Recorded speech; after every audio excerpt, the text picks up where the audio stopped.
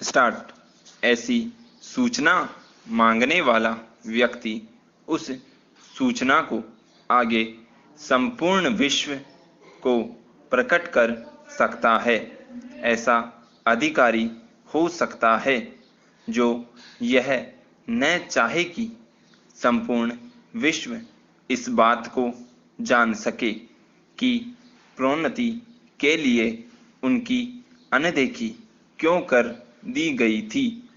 ऐसे वाद में गोपनीयता की प्रतिरक्षा को यह कहकर हल्के ढंग से पृथक नहीं किया जा सकता है कि चूंकि वह अधिकारी लोक सेवक है, इसलिए वह उस प्रकटीकरण से संभवतः संकोच नहीं कर सकता है या कर सकती है। ऐसी एक स्थिति भी हो सकती है जहां अधिकारी को उस प्रकटीकरण के बारे में कोई संकोच नहीं हो सकता है, और तीसरी कोटि ऐसी हो सकती है जहां नियुक्त किए गए अधिकारी के प्रत्यय पत्रों को जनहित में प्रकट किया जाना आवश्यक समझा जाए।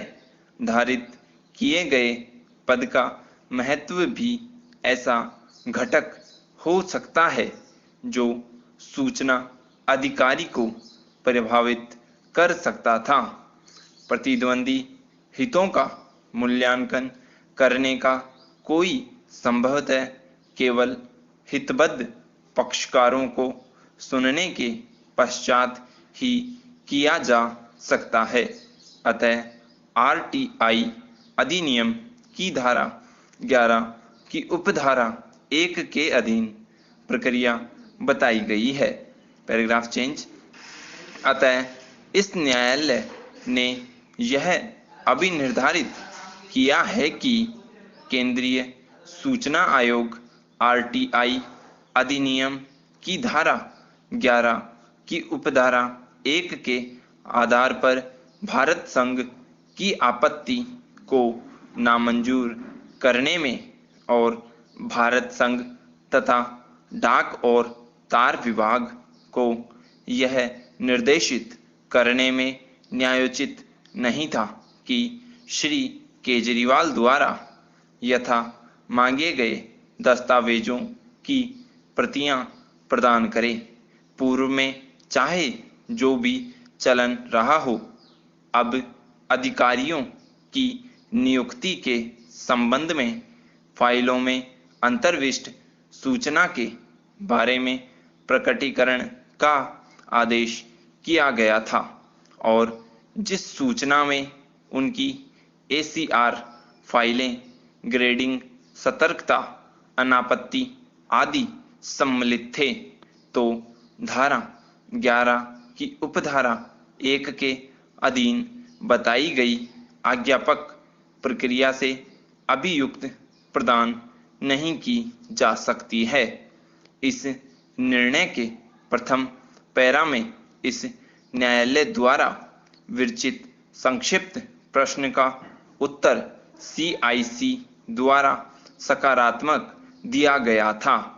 इस न्यायालय ने सीआईसी के आक्षेपित आदेश को उलट दिया और उसने उसका नकारात्मक में उत्तर दिया है।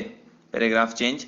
सीआईसी के दिनांक 12 जून 2008 के आक्षेपित आदेश और सीआईसी के दिनांक 19 नवंबर 2008 के परिमाणिक आदेश को एतय द्वारा अपास्त किया जाता है।